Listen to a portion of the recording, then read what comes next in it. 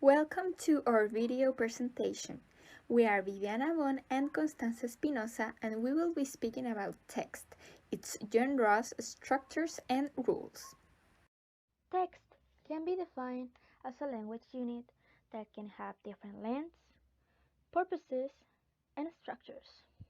Text can also be written or spoken. There are quite a few types of text. First, we have narrative text, such as fairy tales. There's also descriptive text, like missing persons posters. We can also see instructive text, like recipes, or even argumentative text, like argumentative essays. And finally, expository text, such as newspapers reports. The role of science fiction as a literary genre in literature. This text is an expository text. This is because the purpose of this text is to explain the importance of science fiction in literature. Now, onto the scaffolding of the expository text. We need to first locate the general open statement, which in this case is fantasy leads the reader away from reality into the world of imagination. Next, we have a series of paragraphs about the subject. These following paragraphs explain how fantasy is involved in the process of creativity and how some authors display their works. And finally, a conclusion. This is not a compulsory step, but in this case, the text concludes on how important fantasy is for the imagination. In this case, the grammatical features found are the use of simple present. For example, fantasy books have a strong effect on imagination. There is also the use of modal verbs, which the most important being can. Nominal groups like children and authors, and also conjunctions and stative verbs. The second text is called Japanese Pop Culture, Anime, J-Pop Drama, in increasing motivation to learn Japanese. After analyzing the text, we came to the conclusion that it is an argumentative text or essay. Why is it? Well, on the scaffolding of this text, we can see that on the introduction, there is the presentation of the thesis. On the body paragraphs containing evidence, we can see that the methods used on the essay are explained, as well as the results and discussion.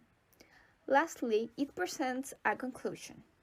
The three aspects previously explained, introduction, body paragraphs, and conclusion, are essential for the making of an argumentative text. On the grammatical features of this text, we have the use of proper nouns, dynamic verbs, coordinating conjunctions, and uncountable nouns. On the screenshot on the top left, the word Japan, highlighted in blue, corresponds to a proper noun, since it is referring to the country, Japan, while Japanese, which are the words highlighted in yellow, correspond to a proper adjective since it is referring to the Japanese language. On the bottom, the screenshot shows the word learn, which is highlighted in green, and represents a dynamic verb. These verbs are also known as action verbs, and they describe actions that can be taken or things that happen. On the bottom left, and is the word highlighted in red, which is a coordinating conjunction since it is joining two or more sentences. The last grammatical feature is shown on the use of the word motivation, which is an uncountable noun. Now we are going to explain these concepts. Recurrence rules, which are divided in repetition, anaphoric procedures, lexical substitution, co-reference, and deletion. Next, progression rules, which are divided in theme, rhyme, and progression patterns, constant, zigzag, and derived. And lastly, connectivity rules, relations, and connection.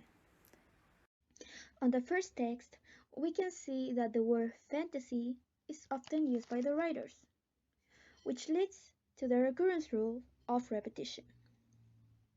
Next, we can see how the noun children is replaced by the pronoun they, making it an anaphoric procedure from recurrence rules, most specific a pronominalization. This means that the pronoun that replaces the word children is used later on the text. And finally, the last recurrence rule found on the text is the lexical substitution. As a hypernym, since the word authors is a much bigger term than the literary figures. On the second text, and same as Constanza, we have the recurrence rule of anaphoric procedure, but here it is determination, because the unknown element, which are 43 people, is later specified as students from the first to the fourth years of the Japanese language education department. Then we have another anaphoric procedure, but this time it is an anaphoric reference, since the main subject, which is Japanese language education department students, is then replaced by the pronoun they. Lastly, the final recurrence rule is repetition, for the word Japanese pop culture is repeated constantly. The progression pattern found on the expository text is the constant progression pattern. This is because the theme of the following sentences is the same as the first. We can see here that all the sentences are talking about the literary figures, which is the theme, but they add more information on the rhymes. The progression pattern consists of a constant progression pattern, since the theme of Japanese pop culture is picked up and repeated in the beginning of the next clauses. Lastly, since this is an argumentative text or essay, the great majority of the connections are through coordinators and subordinators, which means that the most common relationship is the rule of connections. The most commonly found connection rule in the expository text is the rule of relations. Most specific, the subject plus verb agreement. This is because the plurality of the nouns is correctly fit by the verbs. Thank you so much for watching our video. Bye!